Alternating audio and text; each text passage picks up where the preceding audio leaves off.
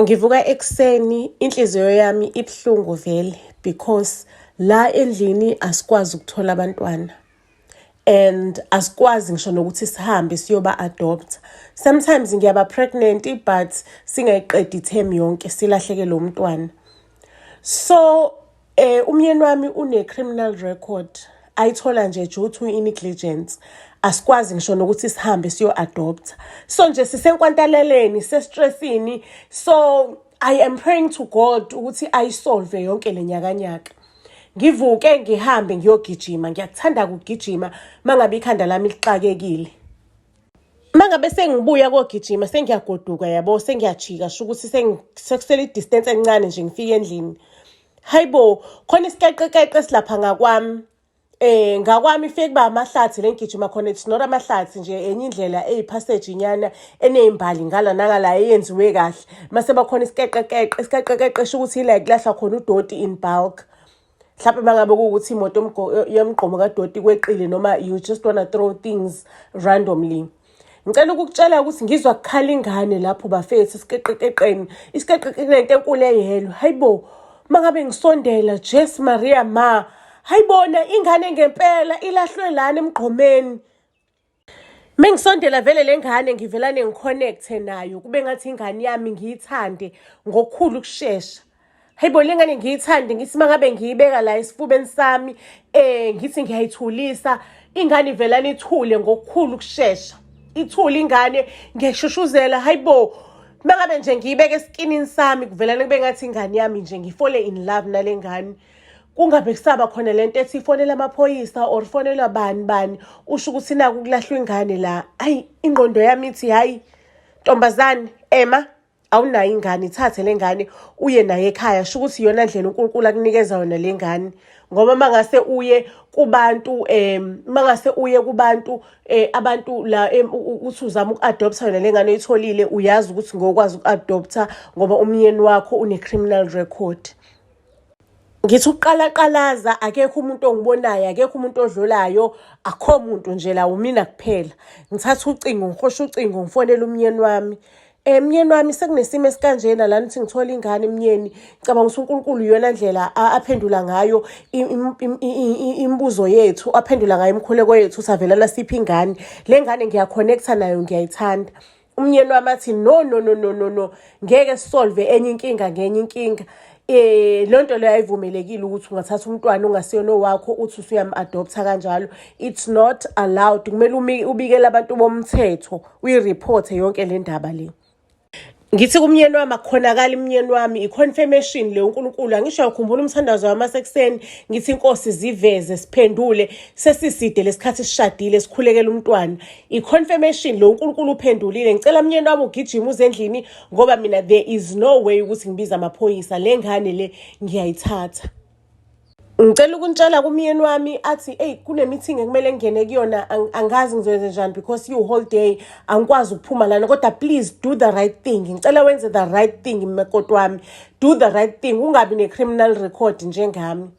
Ngicela ukuntshela ukuthi mina ngathatha ingane ngagoduka nayo ngiyafika ekhaya ingane sengiyayigeza mengiqeda ukuyigeza ingane ngihambe emsebenzini ke vele njengodokotela ngudokotela ngisebenza kuphiko la ekuthiwa mangabe abantu benama complications uthola ukuthi umuntu ingane sekumele ayizale zi-premature or umunye umuntu mase kuna 6 months ingane kumele siyikhiphe mhlawumbe nama complications kumele siyikhiphe ikhuliswe emshinini ngisebenza kulolo phiko.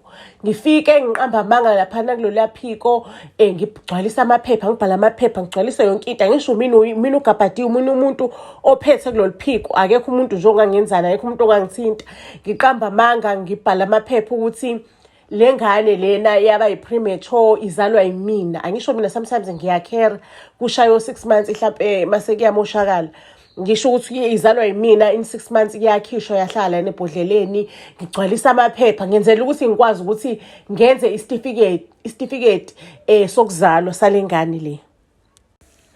Umkhonyana wami ubuye emsebenzini vele lengane sengiyayifida sengumama ojabulile sengicula amalalabayi athi uyakhuluma ngithi wo ima kancane ngihambe ngiyolalisa ingane sengihambe ngabuya ngihamba ngokhithiza ngisho nombhede wengane ayingilaliseke ingane sesiyaxoxa-ke umyeni azwani impela azwani. Nangakusasa umyeni avuka athi yena uthola amaphupho amambi. Nje selokhu kufikele ngane iy'nsuku ziyadlula sesiyaxabana-ke manje nomyeni uthola amaphupho amambi. Ngithi amukela, vula inhliziyo yakho wamukela isipho uNkulunkulu asiphe sona. Shuthi ngelinye ilanga-ke sinomyeni wami saxabana kakhulu sibanga lona lolu daba. Saxabana kwashuba kwamanzi phansi. Umkhonyana waduba waphuma wangena emotweni. Ngicela ukukutshela ngathola ikholi-ke yokuthi umkhonyana wami akasekho emhlabeni ube kwi-car accident. Ukuthi ngike ngaba nalokuyisona ukuthi Nkosi yami ifihla lapha ngiyixoxoshanga le ngane ngabe mhlawumpe kwakwenzakalani. Ngathi nje le ngane le iyisipho uNkulunkulu bekazi ukuthi ngizodlula ebunzimeni bokushonelwa umyeni ngalesikhathi. Sho ukuthi ingakho uNkulunkulu alethele ngane ukuthi angisule iy'nyembezi. So nje ngayitshela ukuthi isona sipho esongiduduza. Angifune stress nje mina naso asihlangani, angihlangene ne-stress. Ake liyakhula kusana lami lendlini senginawo wonke amaphepha ukuthi usana olami. Ngicela ukunitshela ukuthi mangabe likhulu usana lami la endlini sihleli kamnandi kumnandi ngiyalithanda. And mina bengumuntu oney'nkinga zokuthi angikwazi ukulala kahle ebusuku, angilali kahle ebusuku ngiyaqwasha. Kodwa nje selokhu wafika usana ngiyalala ebusuku. And lo sana lungiphethe kahle, alikhali ebusuku, alibangi nje inyoso ebusuku. We understand. Cela ukunitshela ukuthi ngihappy nje ngumama ohappy, angibuzwanga nokushonelwa indoda, angibuzwanga nje ubuhlungu kakhona. Ngabona ukuthi uNkulunkulu wangiprepare before. But sengiyaqala manje ngiba ney'nkinga la endlini. Kwavelane nje kwathiwa amanzi isikoloto sakhona sithi 300,000 isikoloto samanzi la endlini. 300,000 kanjani manje kuthiwa amanzi sho ukuthi bekavuza ngaphansi mina ngingabona avuza inyanga yonke. Ngenyanga eyodwa nje isikoloto safike sathi 300,000. Ngi-aplayela umshwarense wamanzi kuthiwa hayi iposition ade kuvuza khona umshwarense awukhokheli ukuvuza kwalamanzi. Awu into engizoyithini-ke le naku ngizolahlekelwa umuzi. Ake ngempela u300,000 nhlanhla leyo nganginawo. Ngiyikhokhele u300,000. And by that time ngase ngiplanile sengivule indawo yami private practice yami sengipractice privately. By the time kwenzakala lenkanankana vele nje emva kokuthola ingane ngayeke emsebenzini ngihamba ngopractice privately. Hayi ngicela ukunitshela ukuthi mina njengomuntu qualified kulezi zinto lezi zokuthi ingane we keep within 6 months mangabe kunama complications. So nje bese ngine intensive care yami yabo inemshini yonke yokuthi just a mini private, I will say just a mini private practice as a sort of hospital or a sort of clinic. But mangabe kunama complications kanjalo ngine staff siyakwazi ukuthi sikusize lapho. Vele i-practice yami iyabhuma because there were a lot of people abakwi-medical aid ababa nama-issues anjalo. So nasey'bhedlela people will recommend and people will talk about me ukuthi ngisiza abantu abaningi yabona nakuma-newspaper ngiyavela. So nje i-practice yami iyavela neyabhuma nje kanjalo. Ngibe nenkinga-ke manje yokuthi lana kwi-practice yami sengine-problem ukuthi la kwi-practice yami kuvelane kufe the main machine obiza amamiliyoni. You understand, the main machine obiza amamiliyoni nami engawenzela i-loan ukuthi ngiwuthenge because wawubiza kakhulu. Kwakuyi-main machine ukuthi kuze ngibe ne-private practice kumele ngibe nalo mshini. Umshini lona awulungiseki. Ufuna imali eningi ukuthi ulungiswe. Ngisakhokhela i-loan kephi ebhanki, angikwazi ukuthi ngiphinde ngithathe enye i-loan ukuze ngifikise lo mshini. Ibafethu ngizame-ke manje sengisenkingeni. Hey imali ayisangeni because of lo mshini lo usuphukile manje. Angisakwazi nokukhokhela kahle lo mshini. Ngicela ukunitshela ukuthi-ke manje ngizame-ke manje sengiyaqhashuluza sengibuyele ey'bhedlela ngiyozama ukusebenza ey'bhedlela. But nansi intahantaha yesikoloto ifuna ukuthi ngiyikhokhele.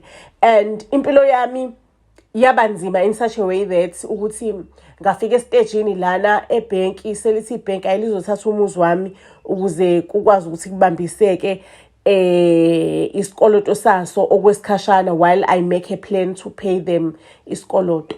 Ngicela ukunitshela ukuthi impilo yami yonke yabheka phansi.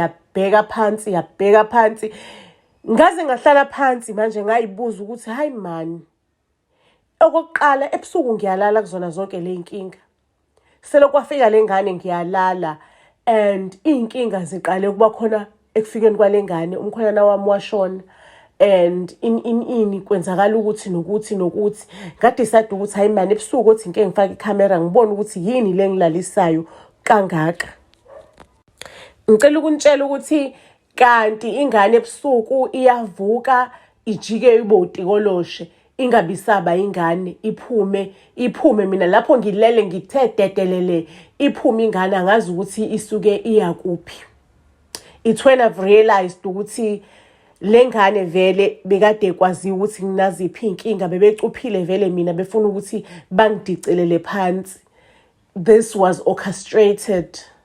Vele bekunomuntu ofuna ukuthatha imali yami ngalolu hlobo noma umuntu ofuna ukungidestroy wasebenzisa into azi kahle kamhlophe ukuthi ngiyayidinga empilweni ingane. Ngavela ngayishiya lapho lo ngane ngahamba kwenye indawo ngaya kwelinye izwe ngayoqala phansi kabusha ngayofuna umsebenzi ngayishiya nje kulenga kwasani kulenga yonke into kanjalo nje ngahamba ngayofunela umsebenzi kwenye indawo ngakhokhe home affairs ukuthi bangidilithele lengane ku system kuvela ukuthi hayi ingane ayisekho emhlabeni ayisaphili so that if kukhona izinto ezenzayo lengane mina ngibe safe kungabi semacaleni or enkingeni or ekukhulumeni. La sengithi mina hayi ke sengiqale kabusha impilo yami sengikwenye indawo. Guess what? Ngaphaphama ingane nje ilele khona lapha ya eceleni kwami. Hey, hayi into ongayazi ukuthi uzothini ke lento into ongayazi ukuthi uzoyithini. Ngaphaphama ingane ilele eceleni kwami. Mama. Ake ningitshele kwi-comment section ukuthi mase uyithola uhlangabezene nenkinga kanje uphuma kanjani? Ungaphuma kanjani kuyona lenkinga? Ungaphuma kanjani? And from that day ngabuyelwa amazwi kamkhanyana wami ukuthi enye inkinga ayisolve ngenye inkinga. Ukuthi ubuqhopholozi nobuqhophololo akugcini bona. Mangabe nje wenza ubugebengu akugcini wena.